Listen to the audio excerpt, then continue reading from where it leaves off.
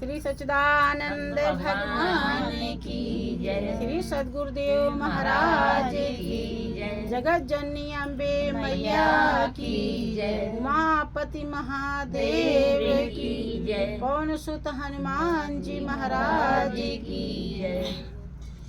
प्रेमी सज्जन, सत्संग वो गहराई है जिसमें थोड़ा भी अगर कोई उतर गया तो उसकी नाव जो जन्म जन्मांतर से डगमगा रही थी वो पार हो जाती है।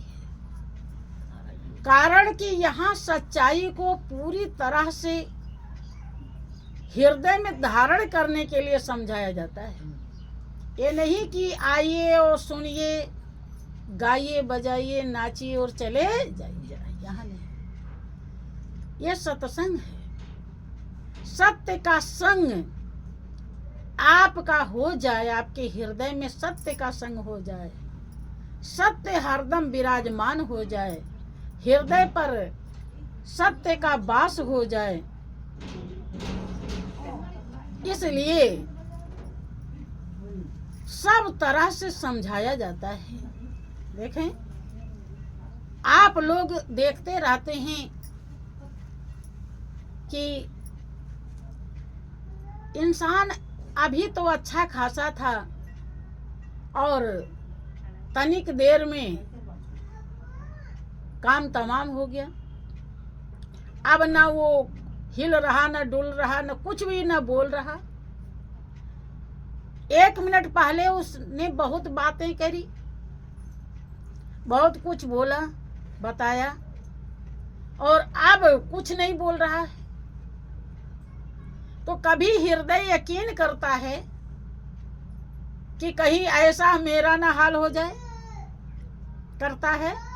नहीं। किसी करता होगा तो किसी बिरले का। यही तो बहुत बड़ा आश्चर्य है। अगर आपका हृदय इस बात को यकीन कर ले कि श्वासों का कोई भरोसा नहीं है और श्वास पे ही हमारी जिंदगी टिकी है, अगर ये बात हृदय में आ जाए तो तुरंत ही संतोष आ जाएगा आपके हृदय, और संतोष आते ही आपका जीवन सुखी हो जाएगा। बात समझ में? सुखी होने के लिए आप बड़े बड़े मकान बनाते हैं, बड़े बड़े दुकान चलाते हैं, व्यापार बिजनेस चलाते हैं, ठगारी बेईमानी करते हैं, बड़े बड़े उल्टे काम करते हैं, लेकिन किसी से भी आप सुखी नहीं हो पाते। ये सब सुख का साधन नहीं है। किसका साधन है? दुख का। मति उल्टी रहती है, सीधी कौन करता है? संत। दुनिया में हर किसी की मति, बुद्धि उल्टी रहती है, सीधी करते हैं संत। अगर आप उनकी उपदेश को धारण कर लिए तो आपकी मति सीधी हो जाती है। किसी ने कहा कि बेला अमृत गयाल शिशु रहा बन अभागा, और साथी सारे जगे तू न जागा। बेला अमृत गयाल शिशु रहा बन अभागा, साथी सारे जगे तू न जागा। आप लोग जग रहे हो कि सो रहे हो? सो रहे हैं। सही तो कह रही, सो तो कभी कभी आ गए तना बहुत जग गए, नहीं कुछ है। हाँ, सही कह रहे पूरे चढ़ा रहे हैं। हाँ, सही। ये जो बैठे हुए हो इसको दुनिया के तरफ से जागना कहते हैं, लेकिन संतों के तरफ से ये भी सोना है। जागना क्या है? जागे में भी जागा जाता है, उसे कहते हैं जागना। जागना आपको तब कहा जाएगा जब आप जिस काम के लिए भेजे गए हो वो काम कर ले। वही नहीं। पूरी जिंदगी बीत जाती है, मनुष्य ये नहीं समझ पाता कि हम क्या करने के लिए आए। अगर सत्संग ना मिले तो उसे ये बात का पता नहीं चलेगा। सत्संग ही बोध कराता है कि तुम में खाना पीना सोना और कुटुंब मकान 84 में सभी मिले मिले नहीं भगवान। तुम भगवान को परमात्मा को पाने के लिए प्राप्त करने के लिए दिल लगाने के लिए जीवन पाए। और जो ऐसा समझ गया वही जग गया, वही जगह है। और नहीं तो सभी सो रहे हैं कि मोह निशा सब सोवन आहारा, और देखिए सपन अनेक प्रकार। तमाम प्रकार के आप स्वप्न देख रहे हैं, मोह रूपी रात्रि में सो रहे हैं कि अब इस बेटे के लिए यहाँ प्लाट खरीदेंगे, अब उस बेटे को वहाँ मकान बनाएंगे, अब उस बेटे के लिए इतना पैसा जमा करेंगे, अब उसके लिए ये नौकरी ढूंढेंगे। यही है सपन, यही स्वप्न है। अनेक प्रकार का स्वप्न देखते रहते हैं। स्वप्न कब देखता है इंसान, जगने में कि सोने में? सोने में। सोने में। जो ऐसा स्वप्न देखता है उसे सोया हुआ कहते हैं। और जब जग जाता है तब वो कोई भी स्वप्न देखता नहीं है। तब वो क्या कहता है कि सभी जो कोई भी हैं ये सब प्रभु के हैं। जाहि विधि राखे राम ताहि विधि रहिए, सीताराम सीताराम सीताराम कहिए, और जाहि विधि राखे राम। वो जान जाता है कि अपने बस की तो श्वास लेना भी नहीं है। स्वप्न देखने से फायदा क्या है? जब श्वास भी नहीं ले सकते तो हम किसी को क्या दिलाएंगे, कुछ कर पाएंगे? हाँ, केवल कर्म करता है, कर्म में अधिकार रखता है, फल में अधिकार नहीं। फल में जो अधिकार रखता है तो उसे फल नहीं मिलता तो रोने लगता है? देखो बहुत बाल बच्चे हैं, वो नहीं समझ पाते हैं, पढ़ाई लिखाई करते हैं, फेल हो गए तो खुदकशी कर लेते हैं, सुनते होंगे। काहे कि फल नहीं मिला। बहुत बड़े लोग भी कर लेते हैं। बहुत किसान को सुनते हैं कि उनके ये नहीं पैदा हुआ तो अपने को खत्म कर लिए। क्यों? सत्संग नहीं मिला, सच्चाई का उन्हें ज्ञान नहीं। उनकी मति दुर्मति सदमति में, कुमति सदगति में नहीं बदली, सदमति में नहीं बदली। अमृत के समान समय जा रहा है, एक एक पल बीत रहा है, लेकिन आपको जो समझना चाहिए आपने समझा, और न समझने के कारण एक एक पल जो बेकार जा रहा है, जो पाप का घड़ा भर के जा रहा है, और जब वो सामने आएगा तो आत्मा कितना पछताएगी, पछताएगी कि नहीं? और पछता करके भी कुछ नहीं कर पाएगी, क्योंकि फिर अब समय नहीं रहेगा। आज समय है, आज आप चाहो कुछ भी कर सकते हो, लेकिन आज आलस से फुर्सत नहीं। बेला अमृत गया आलसी सो रहा, बन या भागा। अगर आप टाइम से ध्यान नहीं करते हैं, यथाशक्ति दान पुण्य नहीं करते हैं, आप सत्संग भजन में नहीं जाते हैं, तो आप आलसी कहे जाएंगे। क्योंकि पेट के धंधे के लिए, राह खर्च के लिए तो आपको आलस नहीं है, और आत्मा की खुराक के लिए आपको बहुत आलस है। शरीर में दो चीजें हैं, शरीर और आत्मा। शरीर का खुराक देने के लिए सब चतुर हैं, सुबह से ही खुराक देना शुरू हो जाता है,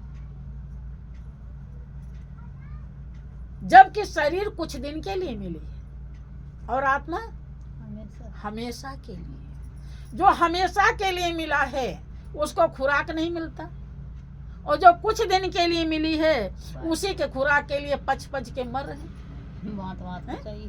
तो मति उल्टी है कि नहीं? हैं?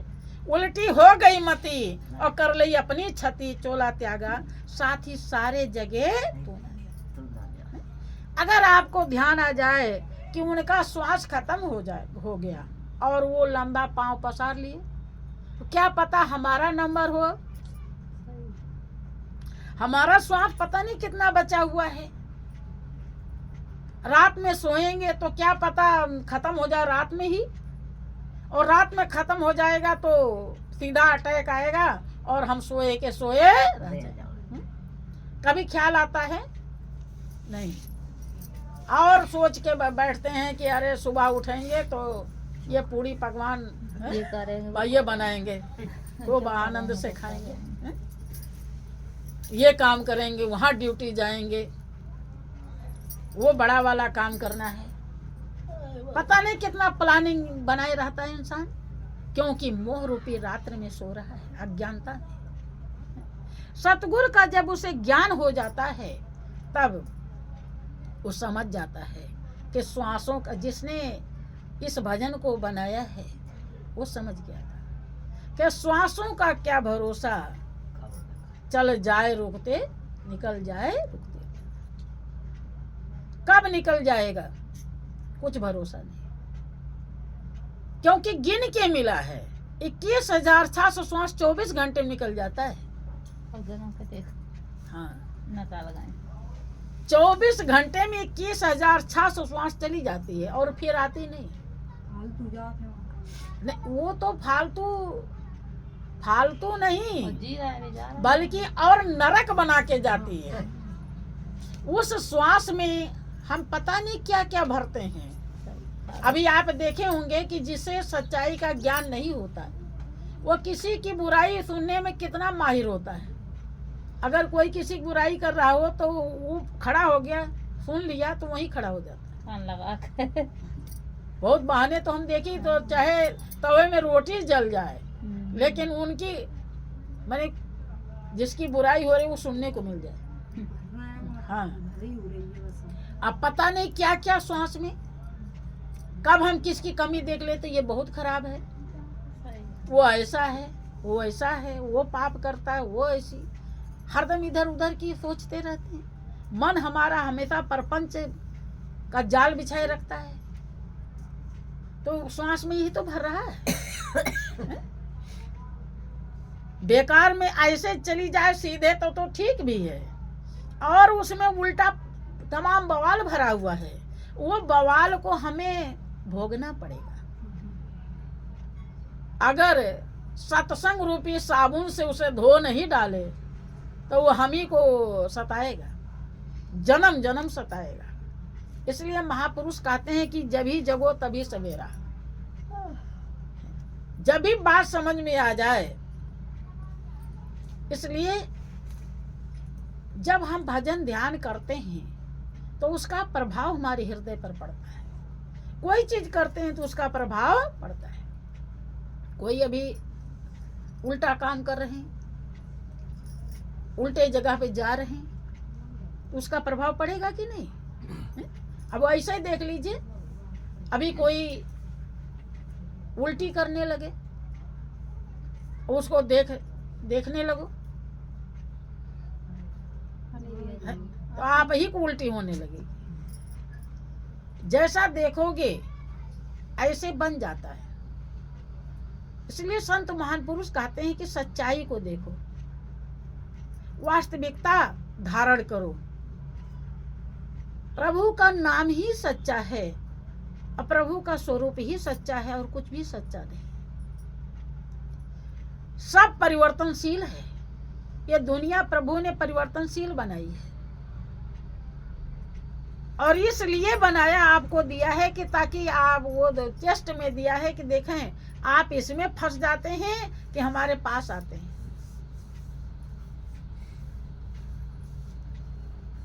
ऐसे वो एक राजा था। राजा ने सोचा कि अब हमारी उम्र बीत रही है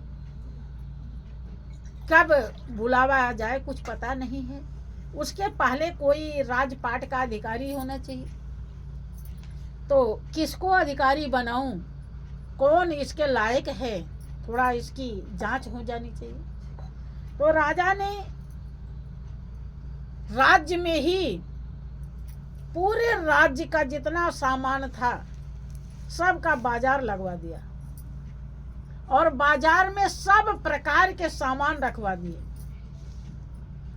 और बाजार के अंतिम छोर पर जहां बाजार खत्म हो रही है वहां पर अपना सिंहासन पे बैठ गए और पूरा डंका पिटवा दिया कि इस बाजार में कोई भी आ सकता है, पूरे राज्य के लोग, और जो मेरे पास आएगा उसको मैं राजा बना दूंगा। क्या बना दूंगा? राजा। अब सारी जनता चल पड़ी कि राजा ने बाजार लगवाई है, सब जा रहे हैं। कोई देखा कि अरे यहाँ तो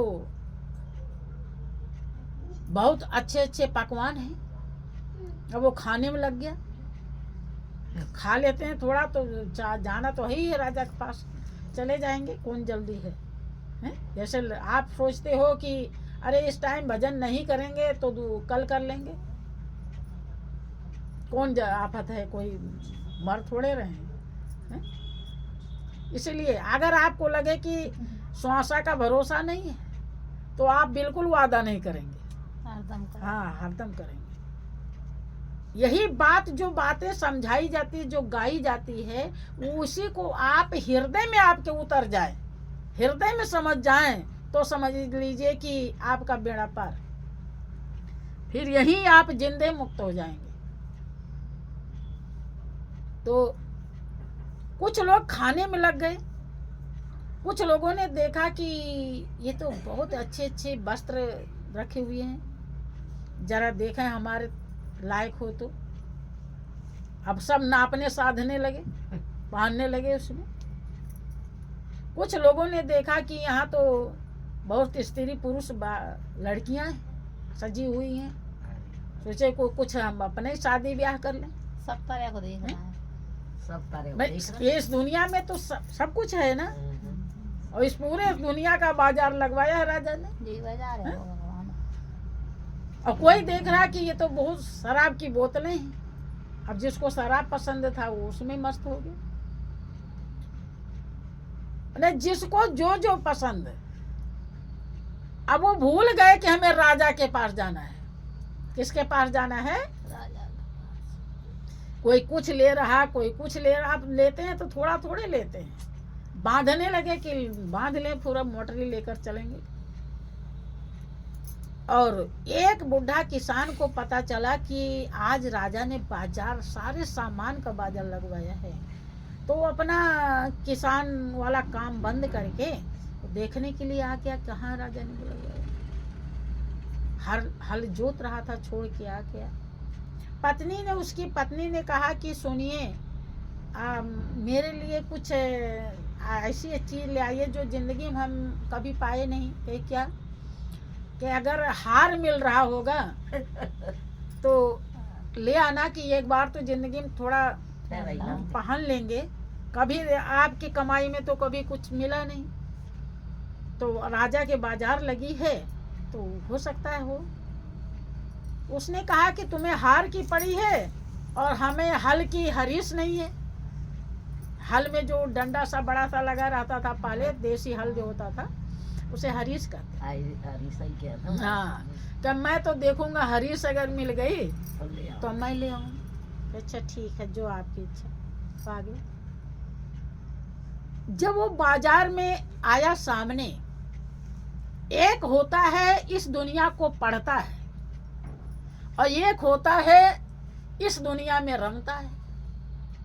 जो इस दुनिया को पढ़ता है वो जीवन की कीमत को प्राप्त कर लेता है, जीवन को बाजी जीत लेता है। और जो इस दुनिया में रमता है वो 84 लाख योनि में जाकर के जन्म जन्म भटकता है।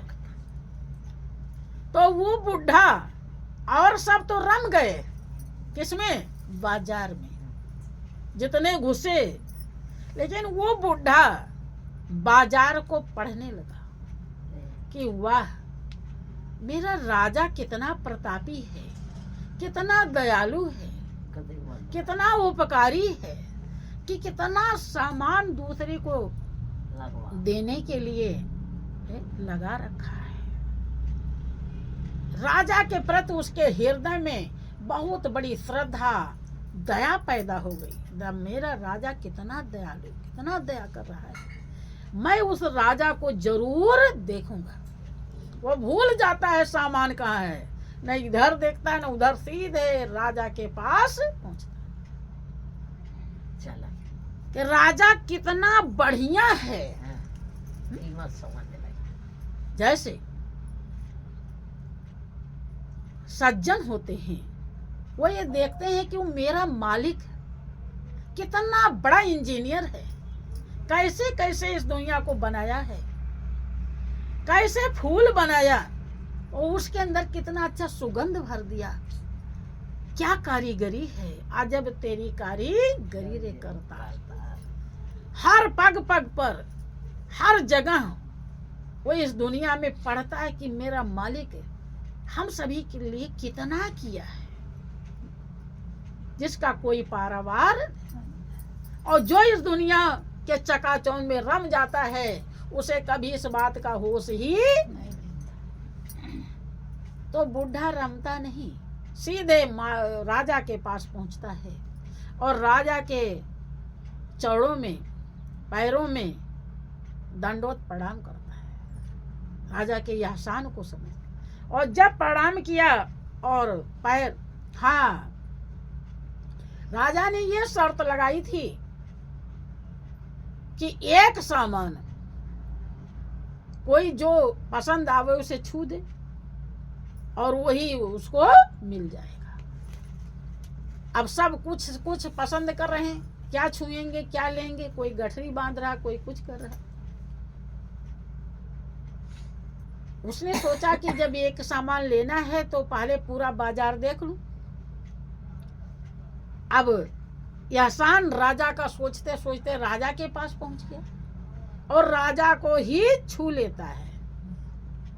क्या कर लेता है, छू लेता, प्रणाम करता है। हाँ, तो जब छू लिया अब राजा ही उसका बन गया। और जब राजा उसका बन गया तो बाजार किसका है, राजा का। और राजा उसे मिल गया तो सारा बाजार उसे। कब मिला, जब राजा के एहसान को, राजा के दया को, राजा के कृपा को, राजा के उपकार को वो समझ पाया तो राजा के पास पहुंच गया। अगर नहीं समझ पाया होता तो वो भी सबकी तरफ फंस लादने में लग जाता। लादने में नहीं लगा। ऐसे ही भाइयों बहनों, आप लोग भी इस दुनिया में कुछ भी लादने में मत लगो। जिसने इस दुनिया को बनाया है खेल खेल में, ये दुनिया तनिक देर में अनंत ब्रह्मांड उसके इशारे से पैदा हो जाता है और वो आपके रोम रोम में रम रहा है। उससे दिल लगाइए और उससे दिल लगा लेंगे तो आपके लिए दुनिया में फिर किसी चीज की कमी नहीं रहेगी। कभी भी आप जहां भी जन्म लेंगे, जब आपके साथ मालिक रहेगा तो फिर उस दुनिया का क्या महत्व, समझ रहे हैं? इसीलिए जो मालिक को पाए वो हमेशा के लिए संतुष्ट हो गए और जो इस दुनिया में दिल लगाए वो हमेशा के लिए बेचैन होकर इस दुनिया से चले। इसलिए अर्जी मेरी है, मर्जी आपकी है। अब बोलिए प्रेम से श्री सच्चिदानंद